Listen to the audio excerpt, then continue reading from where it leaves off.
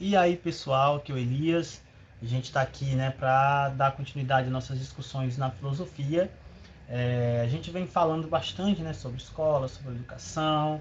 Falamos sobre a patrística e a escolástica lá na Idade Média, né, e em decorrência disso acabamos falando sobre educação, escolas e tudo mais.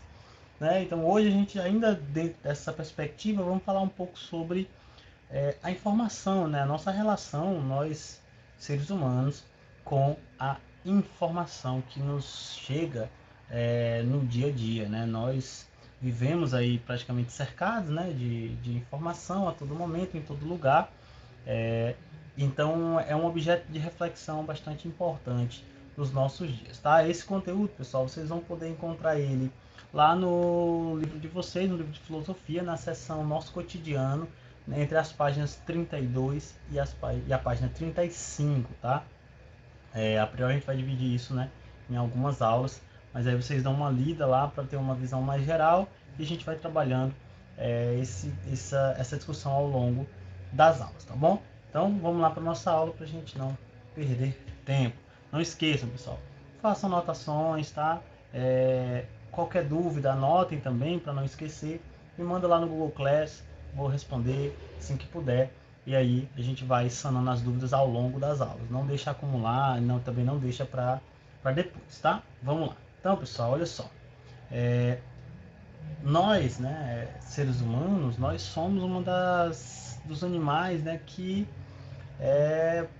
não só entra em contato com a informação produzida pelo ambiente que a gente está, mas também passa a produzir também muita informação. Ou seja, nós seres humanos temos uma relação muito próxima com a forma como nós produzimos e recebemos a informação, diferente de basicamente todos os outros animais. Tá? Então é por isso que é muito importante para a filosofia a gente refletir sobre a nossa relação, né, com essa informação. Afinal de contas, a filosofia ela é justamente isso, né, uma busca de conhecimento. E a nossa informação, a nossa relação com o conhecimento e com a informação também é investigada pela filosofia. Também é objeto de reflexão filosófica, né? Então, quando a gente para pensar o nosso mundo, né, hoje, 2020, nós observamos que nós vivemos, né, cercados, né, de uma quantidade cada vez maior, né, gigantesca de informações correndo literalmente para todos os lados, né?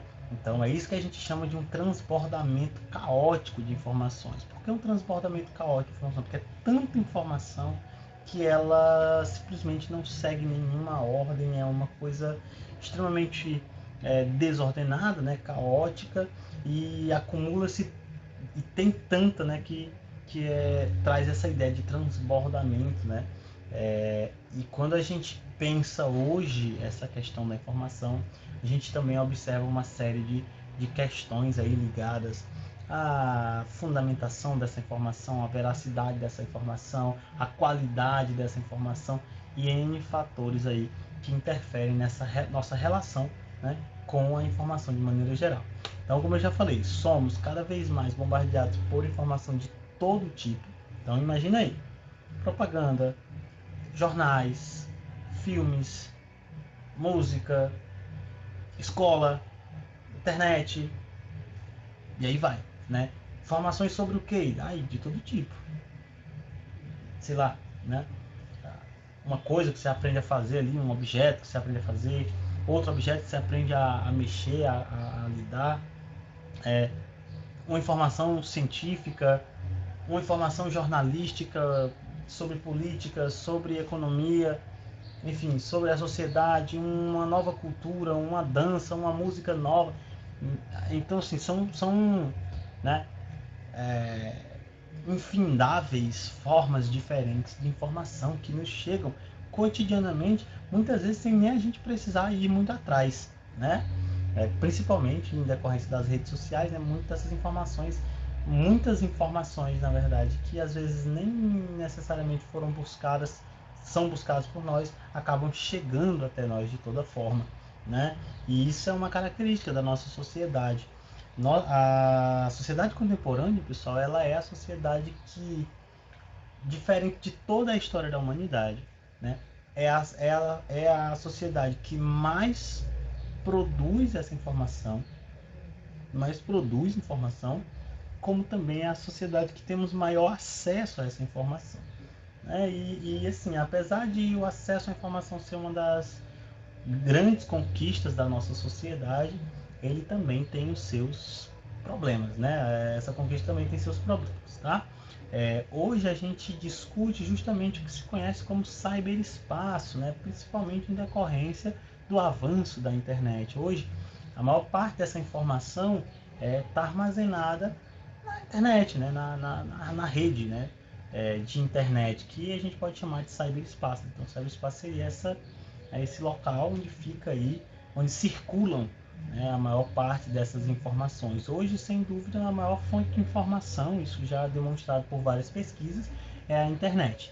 Né? Então, é muito comum que quando alguém busca uma determinada informação, geralmente, em sua grande maioria, vai buscar primeiro essa informação na internet, né? E é justamente lá onde nós vamos ter uma difusão cada vez maior, né, de informação. Você bota lá no Google, você coloca lá a sua busca, sei lá, qualquer coisa que você bota lá, se você olhar embaixo, vai aparecer assim, tantos milhões, sei lá, 5 milhões ou 5 bilhões de resultados em 30 segundos, ou 0,30 segundos. Então, quer dizer, é, é o espaço, né? É um local onde hoje a gente tem o maior acúmulo dessas informações, tá? E nós, né, estamos constantemente cercados e atrelados a esse cyberespaço. Não é à toa que, por exemplo, hoje a rede social ela atingiu um patamar de importância tão grande, esse cyberespaço ele ganha essa importância tão grande que praticamente acontece de que muitas pessoas que às vezes não têm acesso à internet são quase que passam despercebidas, ou muitas vezes, né, são quase que ignorados justamente porque não têm acesso a essa internet, a esse cyberespaço. Né? Então hoje nós temos acesso a essas informações por meio dos celulares, computadores, o rádio, a TV, eu acabei de falar, né, os tablets, tudo isso circula e produz informação cotidianamente e nós estamos em contato direto com essa produção. De acordo com o Pierre Levy, né, que é um filósofo, sociólogo, ele defende a ideia de que é como se fosse um segundo dilúvio, né? Então, o primeiro dilúvio tinha sido água, o segundo agora é de informação. Então, é, nós temos uma produção excessiva, né? Assim, desenfreada de informação e esse não é o problema, mas o problema é justamente esse transbordamento caótico, né, totalmente desordenado. Se você pensa principalmente na internet, nós temos um local que basicamente não segue muitas regras, né? Então todo tipo de informação acaba que sendo veiculado na internet, seja ela falsa ou não, uma informação enviesada, né? Que é uma situação, é uma meia verdade, vamos dizer assim. Nós temos informações que são, né, questionáveis de diversas formas, então acaba que tendo um conjunto intenso de informações que muitas vezes acaba que afogando literalmente, né, o ser humano em um dilúvio, em um mar de informações com as quais ele, na sua maior parte das vezes, não sabe lidar muito bem, né? Então é justamente isso, porque é muito importante pensar que, por exemplo, nós, né, seres humanos, temos a nossa forma de ver o mundo. E é muito importante estabelecer uma série de filtros, né, acerca da informação que nos chega. Nesse processo de difusão aleatória de informação, é muito importante que nós filtremos, né? Quer dizer, o que é filtrar? Como são muitas informações de diversas posições diferentes, de diversos matizes diferentes, é muito importante a gente buscar, né, levantar ali questionamentos e determinadas determinadas características, né, dessa informação para poder validá-las, né, antes que a gente passe a reproduzir, enfim, informações falsas e tal. Então, o filtro de informação ele é justamente isso, é buscar outras informações semelhantes, é observar qual é a fonte daquela informação, porque um fator, um problema muito grande da internet é a situação do anonimato. Então, muitos sites, muitas redes, eles não têm, né, uma identificação, não exigem uma identificação de quem está publicando aquela informação, de quem está colocando aquela informação ali. E isso é um problema, porque muita gente se vale desse anonimato justamente para publicar o que bem vier na cabeça, porque acredita que isso não trará consequências nenhuma para ele, né, ou pelo menos nenhuma consequência imediata. Então, é muito importante estabelecer esses filtros para que a gente possa discernir entre o que é uma informação verdadeira, o que é uma informação fundamentada e o que é uma informação falsa, o que é uma informação enviesada, né? Porque se a gente não faz esses filtros, a gente pode ser facilmente enganado. É importante a gente refletir sobre a informação que chega até a gente.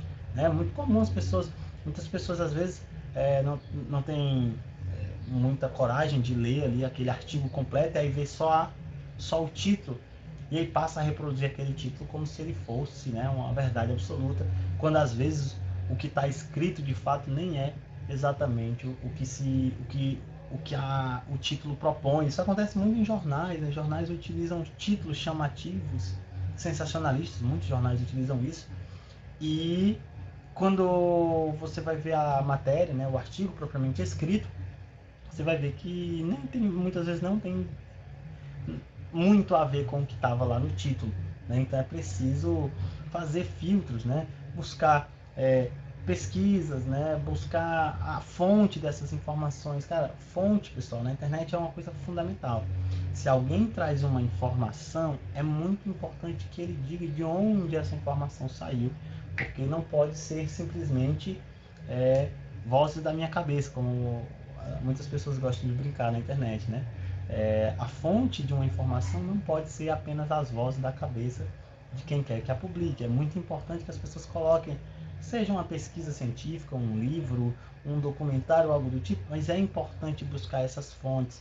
Se alguém disse algo, é importante que essa fonte seja colocada ali para que a gente possa saber, né, se aquela informação ela procede, se ela é verdadeira ou não. Porque se for para botar só o que vem na minha cabeça, isso não precisa ter nenhuma relação com a veracidade. Então é muito complicado, tá? Então é muito importante ter esse tipo de filtro, né? Buscar essas fontes, analisar, pesquisar às vezes o mesmo assunto em outros sites, outras publicações, outros jornais, outros canais, para que a gente possa ter uma informação mais consistente, né? E não seja enganado facilmente. Tá? Então, olha só, nós seres humanos temos, como falei, temos uma relação diferenciada dos demais animais. Todos os animais vivem, né, e agem de acordo com a informação que o ambiente no qual ele vive e fornece a ele, né? Seja o solo, seja o mar, ele interage com aquele ambiente de acordo com o que eles se apresentam, né? Nós, seres humanos, não, né? O ser humano ele possui uma relação um pouco mais intensa e mais complexa, porque nós não apenas reagimos a esse ambiente, como é o caso da grande maioria dos animais. Então, os animais eles reagem às condições que o ambiente impõe a eles. Nós não, né? Nós captamos, nós respondemos também a esse ambiente, sem dúvida, assim como os demais animais, mas nós também passamos a produzir operações mentais e nós temos consciência de que estamos recebendo essa informação, e nós podemos utilizar essa informação de formas diferentes, né? Então, quer dizer, diferente dos outros, a gente pode imaginar uma série de coisas, a gente pode utilizar aquela informação que foi aprendida anteriormente para solucionar um problema recente. nós temos a consciência de que nós sabemos fazer ou de que nós temos determinada informação, coisa que a grande maioria dos animais não possui, tá? Olha só, a gente tem aqui, o ser humano não só recebe informações do meio e responde instintivamente a elas, mas processa essas informações mentalmente, avaliando, ponderando, analisando, discernindo, cogitando, raciocinando, refletindo e etc. A gente passa a pensar sobre essas informações, né? O que fazer com essa informação, avaliar essa informação, se ela é válida, se ela não é válida, se ela é útil ou não.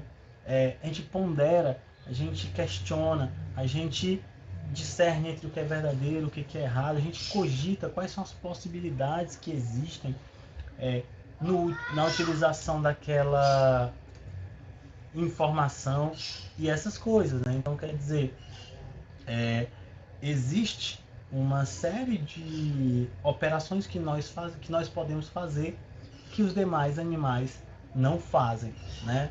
Então, é por isso que a nossa relação com a informação ela é muito diferente, né?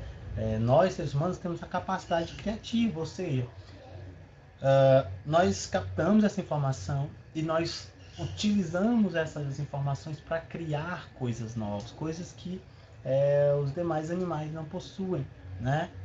Às vezes pode ser a coisa mais simples, né? Como por exemplo quando a gente estudou lá em história, o ser humano na pré-história ele lidava ali com o mundo, né? Com as árvores, com as pedras.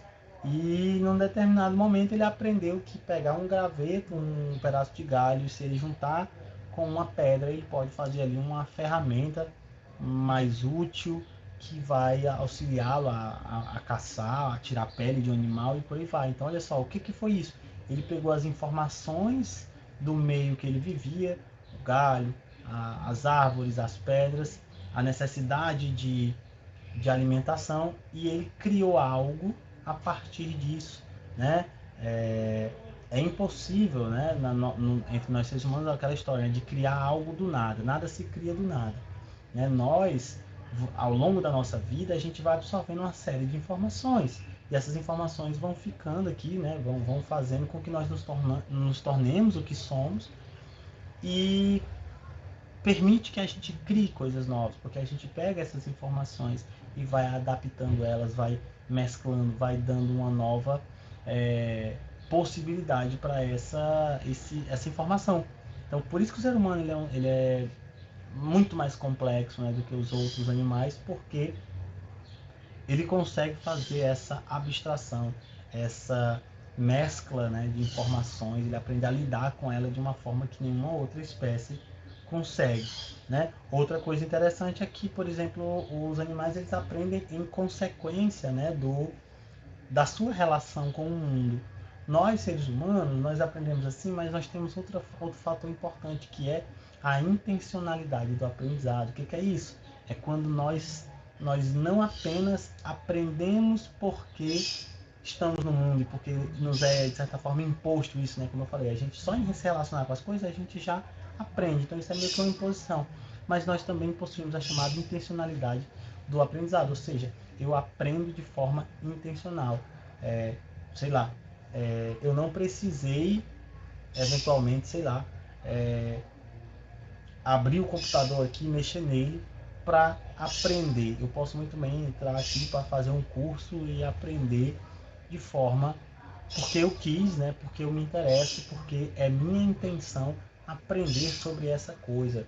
Ou ainda, não sei, eu não preciso que eu seja colocado lá no meio de um campo de futebol para me obrigarem, né, a aprender. Eu posso, por intenção própria, a querer aprender aquela atividade. Então isso é o que a gente chama de intencionalidade. E só o ser humano tem essa perspectiva, né?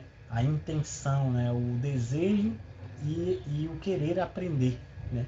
Coisa que os demais não possuem. Aqui trouxe uma charge interessante, né, sobre essa questão, que é fazendo aí uma referência justamente a isso, né, que eu falei sobre a questão do anonimato e da quantidade de informações, e as informações muitas vezes equivocadas, enviesadas, ou mesmo falsas, que são difundidas pela internet, justamente porque traz aí o anonimato como algo que, entre aspas, né, garante enfim, reduz a consequência, reduziria a consequência para quem faz esse tipo de coisa. Então você tem o Sócrates ali no século V, né, 400 a.C., e aí o Sócrates diz assim: só sei que nada sei, né, diria o Sócrates, né, reconhecendo a própria ignorância sobre o mundo. E aí em 2015 ali, ó, tem um rapaz jovem com um celular, um computador na mão, aí você tem ali vários símbolos de redes sociais, né, Facebook, Pinterest, eu não sei qual é esse aqui, acho que é um blogspot, coisa assim, que é o Twitter, né? Aqui o YouTube, eu não sei qual é esse aqui, mas e o WhatsApp aqui no celular.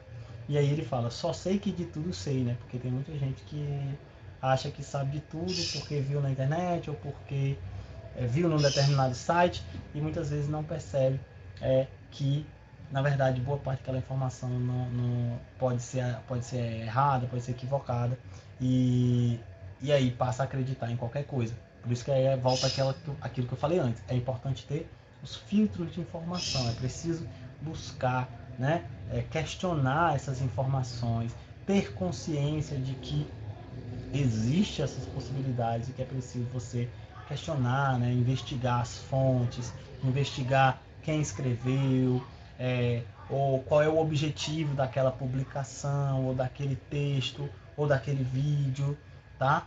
Porque, pessoal, só assim a gente pode ter um conhecimento mais sólido, né, um conhecimento mais fundamentado, baseado e mais sólido. Não é simplesmente acreditar em tudo e pronto, sei de tudo e acabou, né? Que é o que acontece muitas vezes aí na internet, tá? Então, pessoal, de início é isso, né? Uma introdução aqui a essa discussão sobre nossa relação com a informação. A gente vai discutir mais sobre isso mais à frente. Faça uma leitura lá da página do nosso cotidiano, tá? Mandem as dúvidas lá no Google Class. E aí, muito obrigado por assistir e até a próxima.